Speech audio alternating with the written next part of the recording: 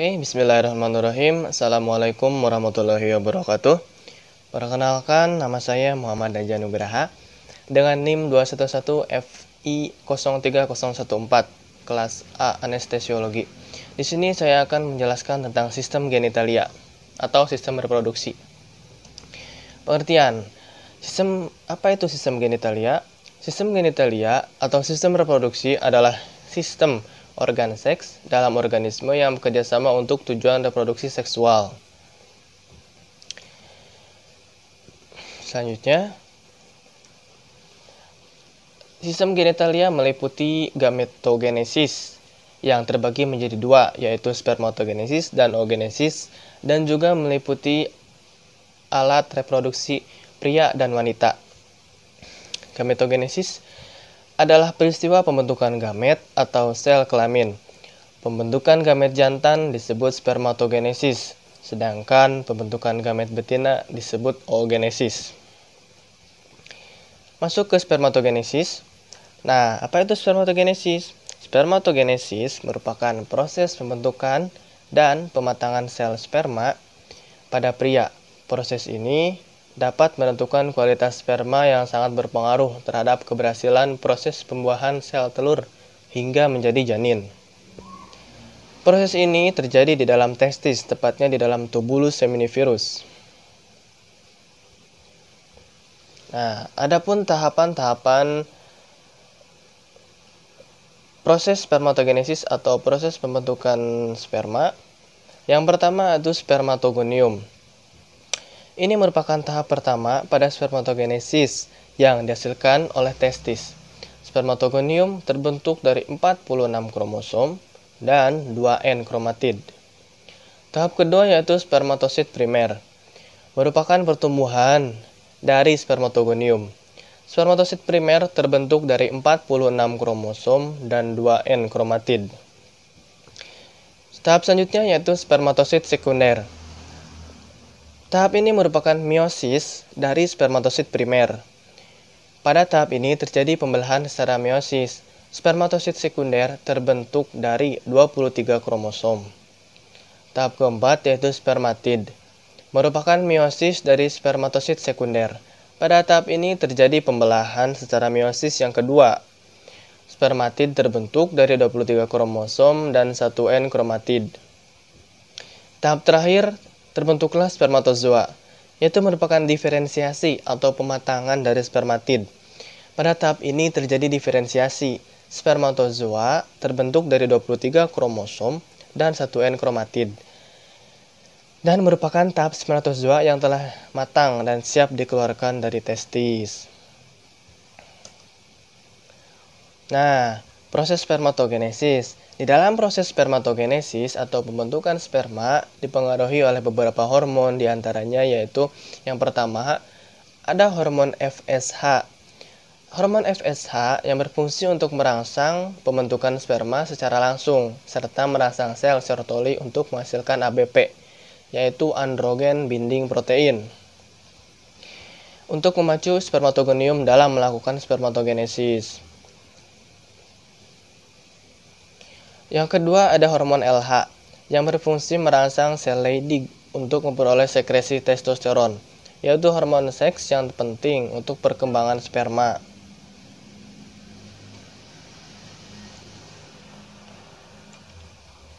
Mohon maaf ini.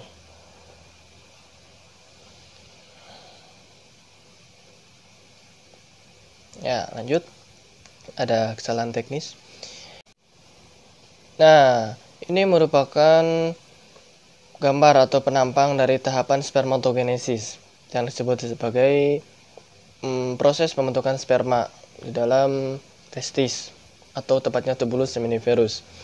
Dimulai dari spermatogonium, melalui tahapan meiosis pertama, lalu meiosis kedua, lalu menghasilkan 4 sel spermatozoa dalam sekali tahapan. Selanjutnya adalah oogenesis. Ini merupakan pembuahan yang terjadi di dalam tubuh wanita. Oogenesis merupakan proses pembentukan ovum di dalam ovarium. Ovarium merupakan salah satu bagian organ reproduksi yang hanya terdapat pada tubuh wanita. Next. Adapun tahapan-tahapan oogenesis pembuahan di dalam wanita, yaitu tahap pertama oogonium. Oogonium merupakan sel induk yang asalnya dari telur yang ada pada sel folikel pada ovarium. Oogonium mengalami mitosis sehingga berubah jadi oosit primer memiliki 46 kromosom. Tahapan kedua yaitu oosit primer. Oosit primer melakukan meiosis sehingga menghasilkan dua sel anak dengan ukuran yang sama. Yang ketiga, oosit sekunder. Sel anak yang ukurannya lebih besar disebut oosit sekunder yang memiliki sifat haploid. Ukuran oosit sekunder lebih besar dibandingkan oosit primer sebab oosit sekunder memiliki banyak sitoplasma. Yang terakhir yaitu badan polar. Sel anak yang berukuran lebih kecil disebut dengan badan polar. Proses oogenesis. Adapun beberapa hormon. Dalam proses oogenesis juga terdapat beberapa hormon yang terlibat dalam proses oogenesis. Di antaranya yaitu ada FSH sama dengan di pria, yaitu follicle stimulating hormone. Ini fungsinya memberikan sinyal kepada folikel-folikel di dalam ovarium agar membuat ovum. Yang kedua ada hormon estrogen. Hormon ini menunjukkan ciri-ciri sekunder pada wanita yang telah masuk pubertas atau dewasa. Selanjutnya yang ketiga ada hormon progesteron. Progesteron berfungsi untuk mempertebal dinding rahim untuk mempersiapkan kehamilan jika terjadi pembuahan sel telur atau ovum. Dan yang terakhir ada hormon LH, yaitu luteinizing hormone, yang berfungsi membentuk korpus luteum setelah pelepasan sel telur atau ovulasi. Ini berfungsi di tahap akhir pembuahan ya. Next, ini merupakan penjabaran dari tahapan oogenesis. Ini mulai dari oogonium, oosit primer, oosit sekunder.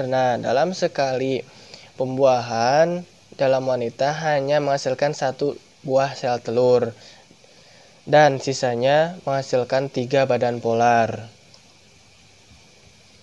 Ini merupakan tabel pembeda antara spermatogenesis, yaitu tahapan pembuatan sel di pria dan wanita. Bisa dilihat dan dibaca seksama oleh kalian sendiri-sendiri. Seperti yang tadi dibahas, hasil dari satu kali spermatogenesis menghasilkan 4 sel fungsional berupa sperma yang haploid. Sedangkan oogenesis hanya menghasilkan 1 sel fungsional yaitu ovum dan 3 sel non-fungsional yaitu badan polar. Dan spermatogenesis menghasilkan ratusan juta sperma dalam sekali tahapannya. Adapun oogenesis hanya menghasilkan 1 ovum per bulan. Selanjutnya masuk ke alat reproduksi pria atau alat genitalia pria. Alat genital pria terbagi atas 3 bagian. Yang pertama kelenjar, yang kedua kelenjar duktuli, dan yang ketiga bangunan penyambung atau organ penyambung. Kelenjar diantaranya ada kelenjar testis, vesika seminalis, kelenjar prostat, dan kelenjar buretralis. Adapun kelenjar duktuli terdiri dari epididymis, ductus seminalis, dan uretra. Dan yang terakhir, organ penyambung terdiri dari skrotum, funiculus spermaticus, dan penis. Masuk ke testis. Testis merupakan organ kelamin laki-laki, tempat spermatozoa dan hormon laki-laki dibentuk. Testis ini terdiri dari belahan-belahan yang bernama lobulus testis. Testis juga menghasilkan hormon testosteron yang berfungsi untuk menentukan sifat-sifat kejantanan. Fungsi testis membentuk gamet baru yaitu spermatozoa dilakukan di tubulus seminiferus. Yang kedua, menghasilkan hormon testosteron dilakukan oleh sel interstisial. Yang kedua, vesika seminalis. Ini merupakan kelenjar yang panjangnya kurang lebih 5-10 cm. Sekretnya yang alkalis Bersama dengan cairan prostat merupakan bagian terbesar dari semen yang mengandung fruktosa yang merupakan sumber energi bagi spermatozoa. Selanjutnya ada kelenjar prostat, merupakan kelenjar yang terletak di bawah vesika urinaria. Ini merupakan kelenjar yang terdiri dari 30 sampai 50-an kelenjar yang terbagi atas 4 lobus. Ya, yang pertama ada lobus posterior, lalu lobus lateral, lobus anterior, dan lobus medial. Kelenjar prostat berfungsi menambah cairan alkalis pada cairan seminalis yang berguna untuk melindungi spermatozoa terhadap tekanan yang terdapat pada uretra dan vagina. Kelenjar burburetralis. Ya, ini kelenjar terakhir.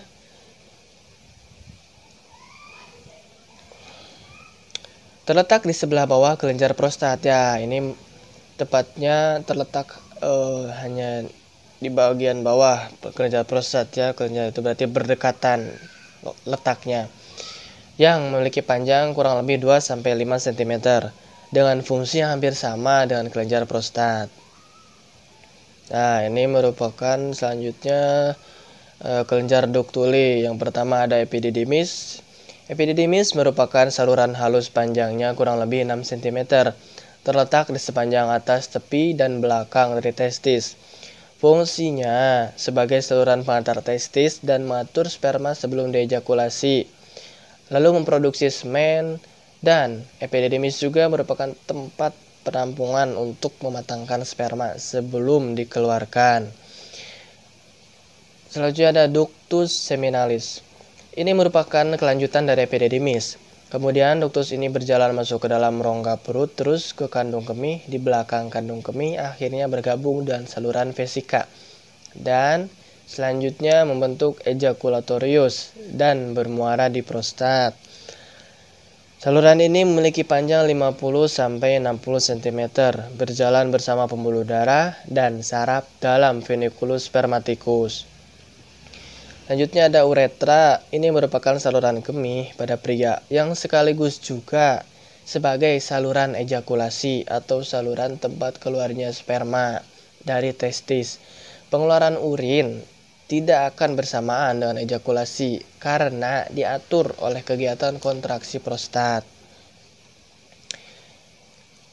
Skrotum ini sudah memasuki bagian alat genital pria ketiga, yaitu organ penyambung. Skrotum merupakan kantong yang menggantung dasar pelvis. Skrotum terletak menggantung menjauhi tubuh agar suhu testis lebih rendah dari suhu tubuh. Nah, ini bertujuan untuk proses pembentukan sperma atau spermatogenesis yang memerlukan suhu lebih rendah daripada suhu tubuh. Isi skrotum yaitu ada testis dan epididymis, dan juga di dalam testis juga ada tubulus seminiferus.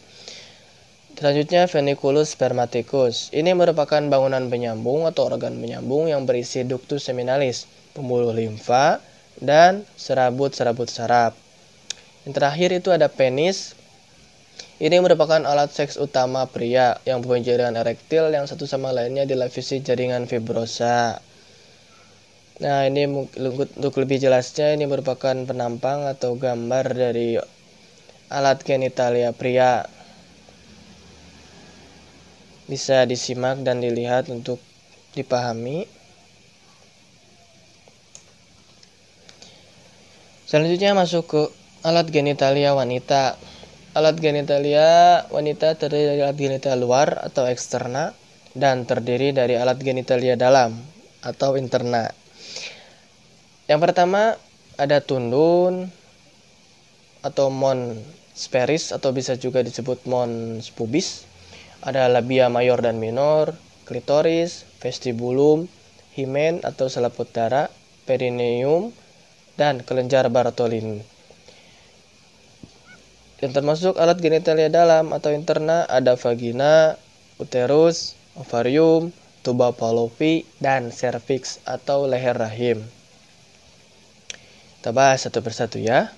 Masuk untuk pertama yaitu alat genitalia luar atau eksterna.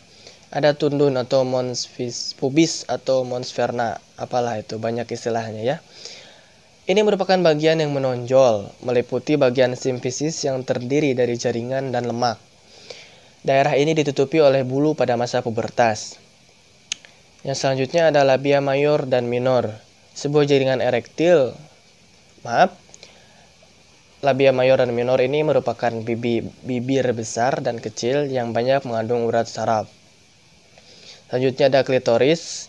Ini merupakan sebuah jaringan erektil kecil, ya kira-kira sebesar kacang hijau, di mana dapat mengeras dan tegang yang mengandung urat saraf. Ini sama fungsinya seperti pada pria, yaitu seperti gland penis ya. Nah, selanjutnya ada vestibulum, merupakan rongga yang berada di antara bibir kecil atau labia minor. Muka belakang dibatasi oleh klitoris dan perineum. Dalam vestibulum terdapat muara-muara dari vagina, uretra, kelenjar Bartolini, kelenjar sken kiri dan kanan. Selanjutnya ada himen, yaitu lapisan tipis yang menutupi sebagian besar liang senggama atau vagina. Di tengahnya berlubang supaya kotoran menstruasi dapat mengalir keluar. Selanjutnya ada perineum. Ini merupakan area di antara otot vagina dan anus yang menghubungkan otot dasar panggul yang memiliki panjang kurang lebih 4 cm. Selanjutnya ada kelenjar Bartolin atau Bartolini. Kelenjar ini berada di setiap sisi sebelah lubang vagina dan bisa mengeluarkan sekresi cairan lendir untuk melumasi area vagina. Selanjutnya ada vagina. Ini merupakan tabung atau saluran yang dilapisi membran urogenous epithelium, bergaris khusus dialiri banyak pembuluh darah dan serabut saraf. Bentuk vagina sebelah dalam berlipat-lipat disebut rugae. Selanjutnya ada uterus atau yang lebih dikenal dengan rahim. Uterus merupakan rahim yang berfungsi untuk menahan ovum yang telah dibuahi selama perkembangan pada saat melahirkan. Pada saat melahirkan, uterus berkontraksi mendorong bayi dan plasenta sehingga bisa keluar. Uterus terdiri dari fundus uteri, corpus uteri, cervix uteri. Dan dinding uterus terdiri dari endometrium, myometrium, dan lapisan serosa. Selanjutnya ada ovarium. Ovarium hanya terdapat pada wanita. Letaknya di dalam pelvis di sebelah kiri kanan uterus. Ovarium membentuk dan mengembangkan serta melepaskan ovum dan menimbulkan sifat-sifat kewanitaan. Nah, itu merupakan fungsi dari ovarium. Ovarium juga memiliki fungsi diantaranya memproduksi ovum, memproduksi hormon estrogen, dan memproduksi hormon progesteron. Selanjutnya tuba fallopi. Saluran ini berfungsi sebagai tempat berjalannya sel telur dari ovarium menuju rahim saat ovulasi atau pembuahan, dan sebagai tempat pertemuan saluran telur dan sperma saat proses pembuahan. Tuba fallopi terdiri dari pars interstitialis, pars ismica, pars ampullaris, dan infundibulum. Terakhir ada cervix. Cervix merupakan organ yang menghubungkan vagina dengan rahim. Cervix terdiri dari dua bagian, yaitu ectocervix, dinding luar leher rahim, dan endocervix, atau bagian dalam leher rahim. Cervix memproduksi lendir yang akan berubah selama siklus menstruasi. Perubahan tekstur lendir cervix bertujuan untuk mencegah atau membantu terjadinya kehamilan. Nah, ini merupakan gambar alat reproduksi atau alat genitalia wanita. Agar lebih jelasnya silakan untuk dilihat dan dipahami. Di sana tertera bagian-bagiannya dan nama-nama bagiannya. Ada vagina, myometrium, cervix, perimetrium, endometrium, ovarium, tuba fallopi, dan embrio atau uterus. Nah, embrio atau sel anakan akan berada di dalam uterus. Oke, sekian presentasi dari saya. Mohon maaf bila ada kekurangan. Jika kekurangan itu datangnya dari saya dan kelebihan itu hanya milik Allah Subhanahu wa taala. Saya Muhammad Ejaan Nugraha, undur diri. Sekian. Assalamualaikum warahmatullahi wabarakatuh.